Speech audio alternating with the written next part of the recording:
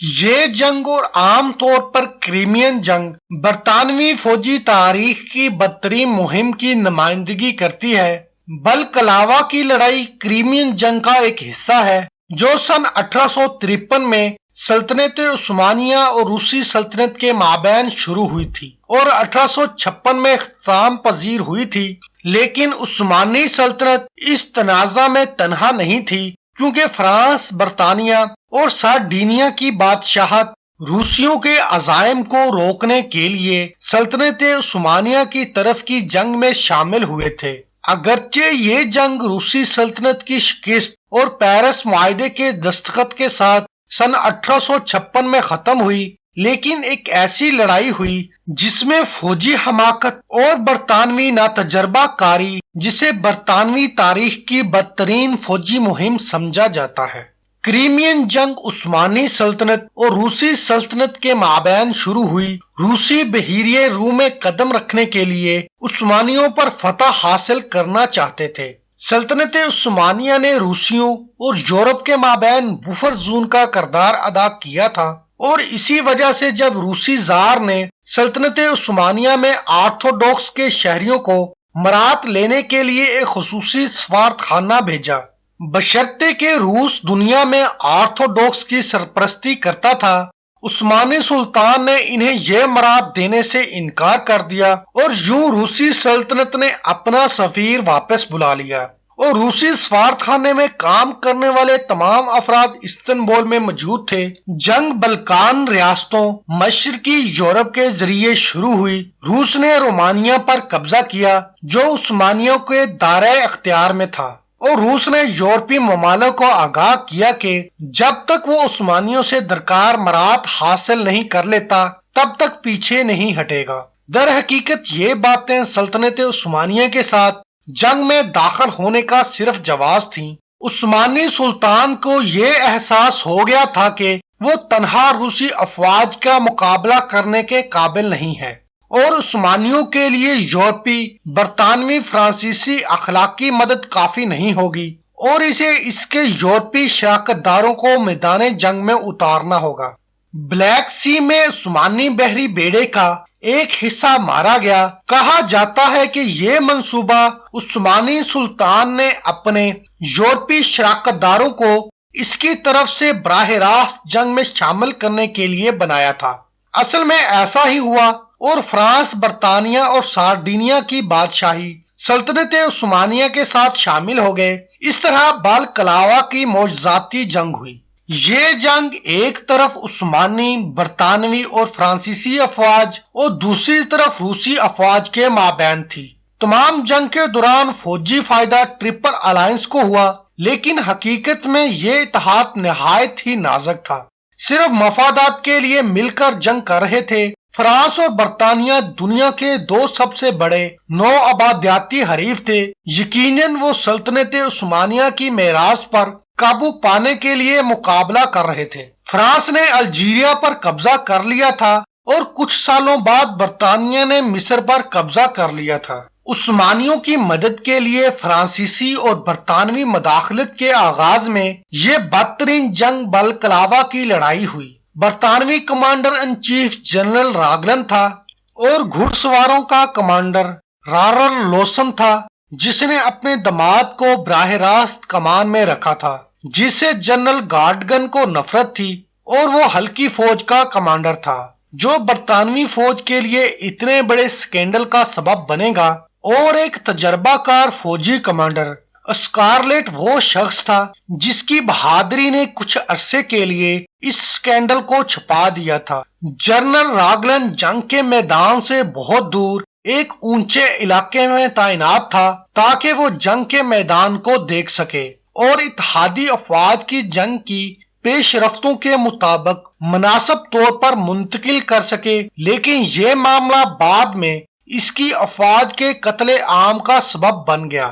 جب تک کہ وہ اپنے فرانسیسی اتحادیوں کو اپنے دشمن سمجھتے تھے۔ برطانیہ اور فرانس کی گہری جڑوں والی دشمنی کے پیش نظر روسی فوجیں وادی کے آخر میں روسی فوجیں پہاڑیوں کے درمیان ایک وادی میں تعینات تھیں، اور اتحادی افواج روسی افواج کا محاصرہ کرتے ہوئے متعدد مقامات پر کھڑی تھیں، 25 اکتوبر 1854 کی صبح کے وقت پہاڑی چوٹیوں پر دفاعی رکاوٹوں پر کھڑے عثمانی فوجیوں پر 11,000 روسی فوجیوں اور 38 بھاری توپوں نے ان پر حملہ کر کے حیران کر دیا۔ روسیوں نے 6 میں سے 4 بیرکوں پر قبضہ کر لیا، جبکہ کمانڈر ان چیف کا خیال تھا کہ یہ روسی حملہ روسیوں پر لگائے گئے محاصرے کو توڑنے کی ایک کوشش تھا، جبکہ یہ حملہ عثمانیوں اور اتحادیوں کو وادی کے چاروں طرف سے گھیرنے اور توپوں پر قبضہ کرنے کے لیے تھا۔ اس صورتحال میں سب سے بہتر عمل یہ تھا کہ روسی انفنٹری پر گھوڑ سوار کا ایک تیز حملہ کیا جائے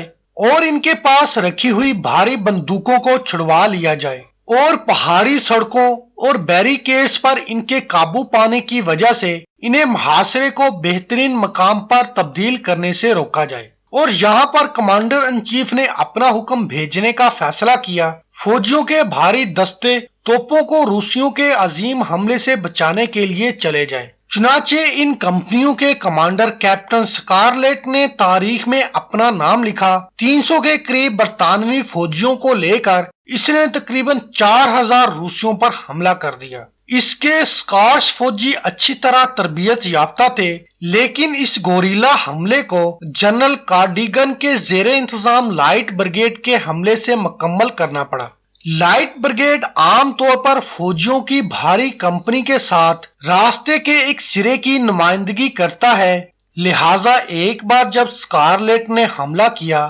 گارڈیگن کو بھی حملہ کرنا پڑا، لہذا گارڈیگن فورسز میدان جنگ میں صرف 400 میٹر کے فاصلے پر موجود تھیں، لیکن گارڈیگن نے اس وقت تک مداخلت نہ کرنے کا فیصلہ کیا جب تک کہ اسے اپنے کمانڈر کی طرف سے مداخلت کرنے کا براہ راست آرڈر نہیں مل جاتا۔ باوجود اس کے کہ وہ اپنے افسران کے اعتراضات کے باوجود یہ بھاری فوجوں کی خودکشی تھی، بعد ازاں اپنے دکھی حیثیت کا دفاع کرنے کے لیے انہوں نے کہا کہ لیفٹیننٹ جنرل لوسن نے مجھے حکم دیا ہے کہ جو بھی حالات ہوں اپنی جگہ نہیں چھوڑنا، میں تب ہی ان کا دفاع کروں گا۔ جب روسیوں نے ان پر حملہ کیا، روسی توپوں کا کنٹرول حاصل کرنے میں کامیاب ہو گئے، روسی اتحادی فوجوں کی توپوں کا کنٹرول حاصل کرنے میں کامیاب ہو گئے اور انہیں اپنے مقام پر منتقل کرنے لگے۔ یہاں پر کمانڈر ان چیف نے اپنا حتمی حکم ارسال کیا،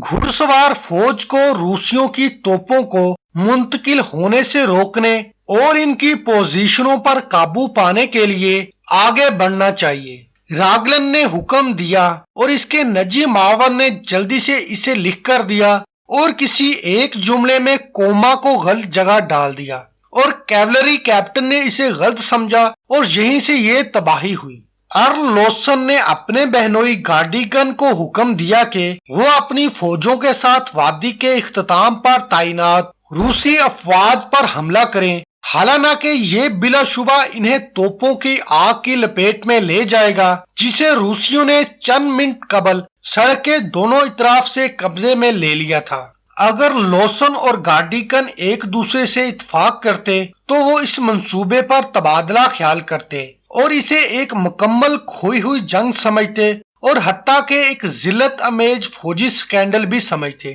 لیکن لوسن نے معاملہ اپنے ماتحت اپنے داماد کو دے دیا، جس نے وادی کے آخر میں روسیوں کے کیمپ پر حملہ کرنے کا حکم دیا۔ اس طرح گارڈیگن نے خط کے حکم کو بغیر سوچے سمجھے اور پیشن گوئی کی اور اس کے 600 فوجیوں کو موت کے گھاٹ اتار دیا۔ انہوں نے آخر میں حملہ کرنے کے لیے وادی کے آغاز سے ہی اپنا حملہ شروع کیا۔ دونوں اطراف کے راستے میں ان کی برطانوی بندوقیں جن پر روسیوں کا قبضہ تھا، ان توپوں سے روسی انہیں بے دردی سے مار رہے تھے۔ لائٹ بریگیڈ کا آخری حصہ وادی کے اختتام تک پہنچنے اور روسی کیمپ پر حملہ کرنے میں کامیاب رہا، لیکن وہ جنگ کے نتیجے میں کچھ بھی نہیں بدلا اور اتحادی اپنی تعداد کا 2/3 گنوا بیٹھے۔ آخرکار کارڈیگن فرار ہونے کے بعد زندہ بچ گیا جب اسے پتا چلا کہ اس کی فورسز برباد حملے میں ناکام ہو گئی ہیں۔ اس کے 1957 سپاہیوں میں سے صرف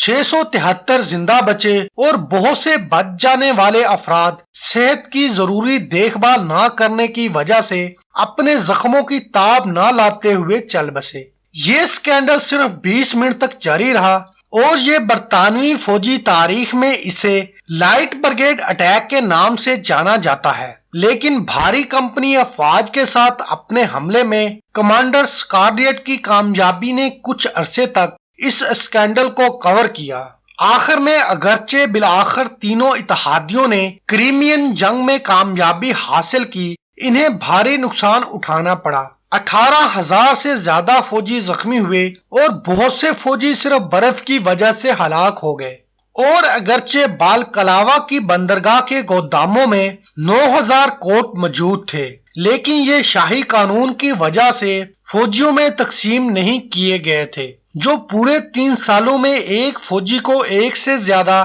کوٹ رکھنے کی اجازت نہیں دیتا تھا۔ آخرکار جنرل لوگان اور جنرل کارڈیگن پر برطانوی پریس میں شدید حملے ہوئے اور 1856 میں ایک ملٹری انکوائری تشکیل دی گئی، لیکن دونوں جنرلز کو بری کر دیا گیا، جبکہ کمانڈر ان چیف راگلن نے اپنی غلطی کا الزام اپنے اسسٹنٹ پر لگا دیا، جس نے کوما کی وجہ سے معاملہ دو طرفہ انداز میں لکھا تھا۔